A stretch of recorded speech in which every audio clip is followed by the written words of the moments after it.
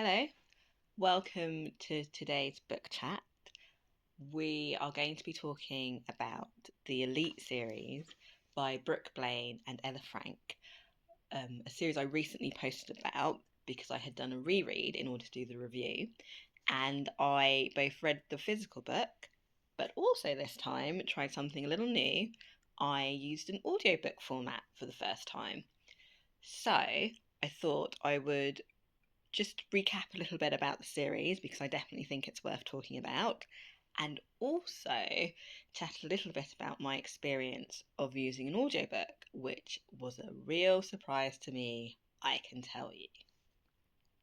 The series has 3 parts. Book 1 is The Danger Zone, Book 2 is Need for Speed, and Book 3 is Classified. And it's the same characters across all 3 books. I'm not planning to sort of go through each part of the series in depth, but I will sort of start in book 1 to establish the characters and kind of where we meet them.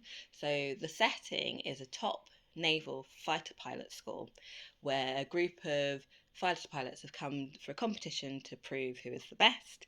We meet our lead characters, Matteo Solo Morgan, who is the bad boy of the Navy but an excellent and talented pilot, and then Grant Panther Hughes, who is also an exceptionally good fighter pilot, comes from a family history of excellent fighter pilots and is kind of trying to establish himself in his own right.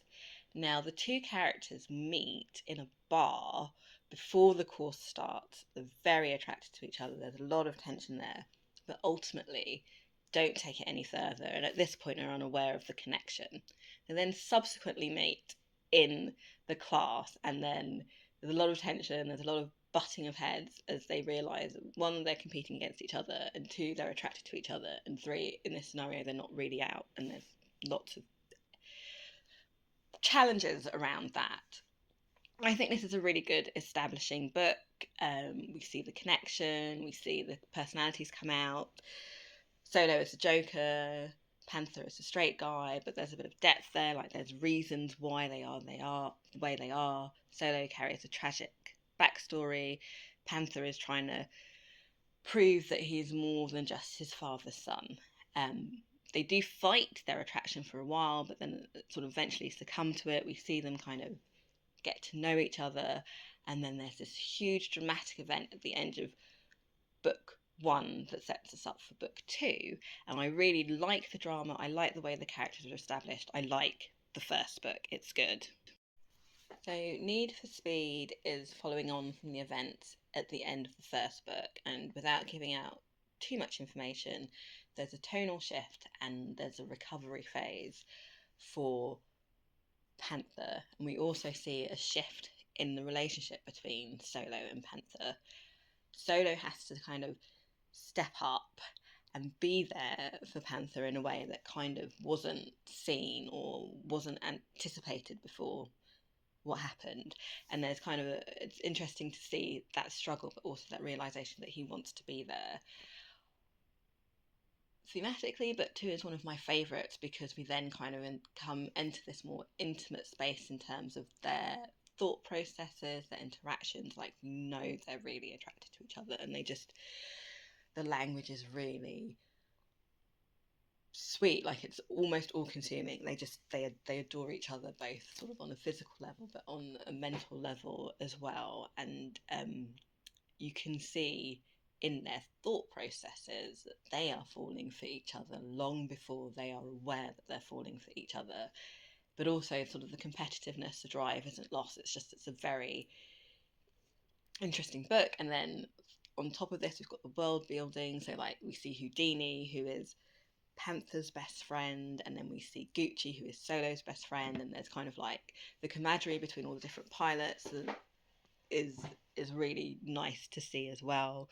We meet Panther's parents and we learn a bit more about that dynamic and kind of understand why he's so straight-laced, why he holds so much tight. I think it's a good middle section. It's well paced. The characters are revelatory.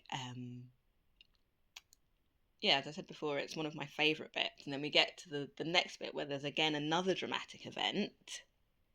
I would say the dramatic event at the end of book two is supposed to mirror rather the end of book one, but it doesn't necessarily have the same effect. But it is quite good at establishing the rest of the book and setting us up for a new tonal shift where the characters are kind of together, they know they want to be together, they've shown they want to be together, and they're now like looking to their future of how can we practically make this work.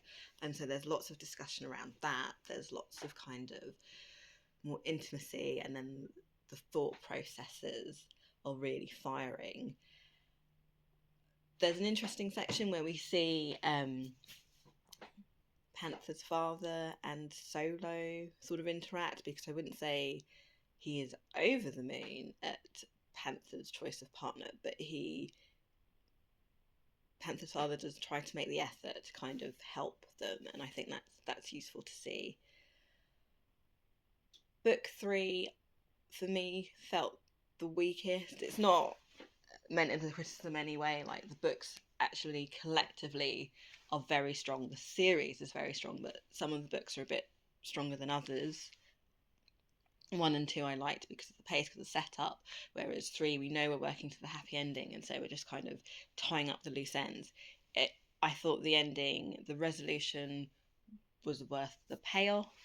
I really liked it. I was satisfied, and it definitely lingered. It was one of the first books I read, and I even remember it like 5 years later.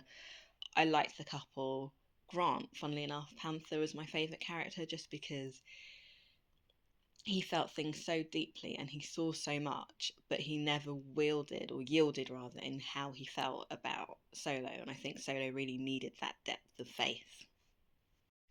That's not to say that Solo didn't bring anything to the relationship, because he did. Like, I genuinely liked how palpable the mutual adoration and attraction was between the two of them, and that they really became the centre of each other's worlds. And it's quite nice to see that, both in terms of the environment they were in and in terms of story progression. I thought that was really beautiful, and that's why I gave it such a high rating. So, in terms of the audiobook experience, my rationale was that I wanted to kind of speed up the review process. So I thought I would also try audiobooks, because I haven't tried them. I don't really get into the discourse about whether it's reading or not. I personally like to read a book. It's quite calming. I do it at the end of the day. I can focus, and I'm a relatively quick reader because professionally I had to be. And I think I can compartmentalize and get into the story quite easily, and I like kind of the visualization effect in my brain and the focus. What was really striking for me was that the audiobook experience was fully immersive in a way that reading does not seem to be. And just the engagement, like auditory, was considerably more effective. So I should say, first of all, that these books were narrated by Aidan Snow and Christian Fox, who they read it so well. The different characterizations, the story, I was transported. I loved it. I'm not sure if I'd use audiobooks repeatedly, but I loved the experience. I think what was fascinating to me is that I can read the book, get into it, get into the headspace, and there's no difference. I was surprised to learn that is not the same when I'm reading or listening to the audiobook, and I think some of the scenes, it was very obvious by my response what I was listening to, and I found that quite amusing. That the auditory experience is just so immersive that you can't help but react in a way you might not necessarily by reading or even just seeing it on the TV. It's a combination of just listening is really, really effective. So I will close out this chat by putting in the review, if you wish to read it. And just to say, yeah, I would definitely recommend this series. I thought it was really good. Like, I think it's aged well. The characters are really beautiful to read about. I think if you just want a good story sort of set in a hyper masculine alpha type story, then this is a good read.